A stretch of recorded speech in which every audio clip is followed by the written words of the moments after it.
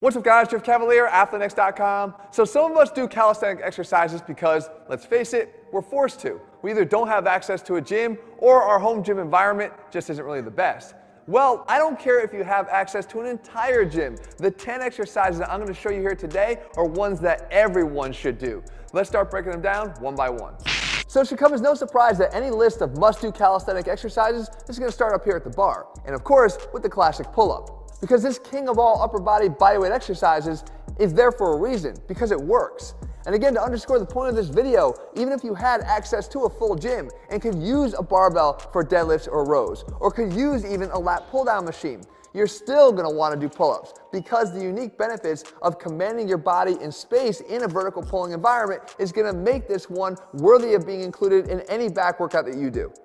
But we're not done just yet, because when it comes to training your biceps, being up at the bar here is one of the best places to be yet again.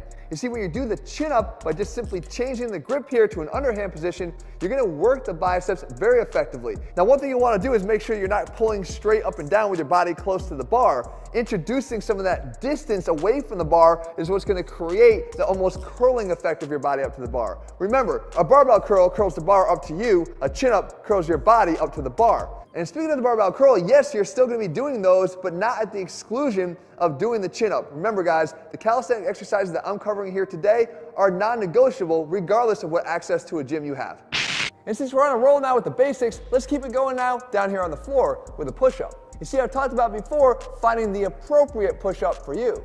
Because if you're doing just a lot of reps of a basic push-up, then no, this exercise isn't one of my favorite. But if you're finding the variation that challenges you, then this exercise becomes one that must be included in your pushing workouts. And the benefits here are many. Not only is it a closed chain pushing exercise that's unlike the bench press and dumbbell bench press, but it also provides you with that safe opportunity to push yourself to your all-out max, to go to failure without having to find, let's say, a safe resting spot for the dumbbells or a barbell resting spot that preferably isn't on your chest. When we can take our exercises to failure, guys, we can push ourselves to that next level to force new muscle growth. The push-up's going to do that again in that closed chain environment, and it makes it an irreplaceable part of any successful workout program.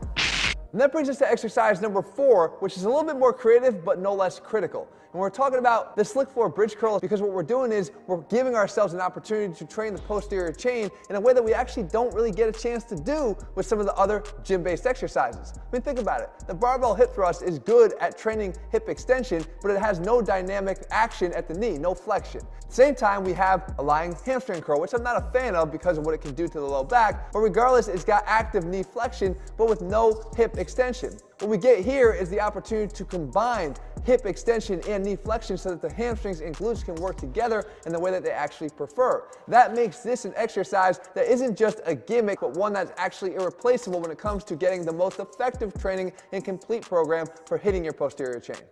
The next one's not one you're going to find at the top of the best muscle building calisthenic exercises, but it's no less important, and it's another one that's going to hit that posterior chain. We're talking about the reverse hyper, and this would be categorized, yes, as more of a corrective exercise, but when you look at its capacity to actually unlock some bigger totals on your bigger lifts, then you realize how irreplaceable it really is. So regardless of the fact that it's just a bodyweight calisthenic exercise, it still needs to be in every single person's program.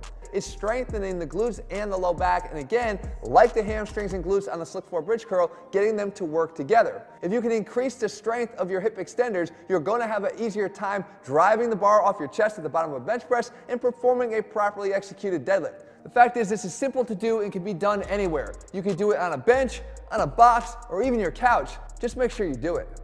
For those that love action movies more than love stories, well, you're probably not going to like this next exercise because there's not a lot of action, but there's definitely a lot of love when it comes to this exercise from me because of all the things that it can do for you. We're talking about the dead arm hang. If you'll hang with me for a minute, I'll explain why. You see, this exercise is one that allows us to test a lot of things, like I said. Number one, your mental toughness. Can you hang from the bar, especially as that pain starts to set into your forearms and hands that's building our grip strength in the process? But we not only get the benefits there, we get the opportunity to work on shoulder stability. Right? The ability to maintain that packed shoulder position throughout the hang is one that's going to serve us well when we go into other exercises that apply a traction stress, like a barbell row or even a deadlift. Once again, it's one of those exercises that's hard to overlook because of how multifaceted it is, and even if you have access to, let's say, dumbbells for carries, you're still going to want to work the dead arm hang into your routine. hanging ab raises are still going to be one of the best ways to train your abs. And it doesn't have to necessarily be with a straight leg. Look, I understand that any hanging exercise for your abs is going to be one of the more difficult exercises for your abs because you have to lift the weight of your legs. But as with everything else, guys, with the difficulty comes the reward. I've actually made a whole video dedicated to the importance of hanging ab exercises when it comes to creating the best looking and most well-developed abs. You just have to make sure you pick one.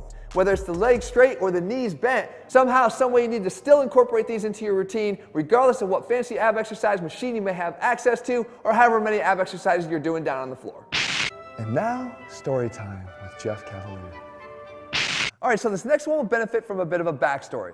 My shoulders have always been one of my more muscular or better defined muscle groups. However, I can tell you that back in the day, I was doing this next exercise, the handstand push-up, every single time I trained them, until I hurt my labrums. At that point, I kind of shied away from this, to my detriment.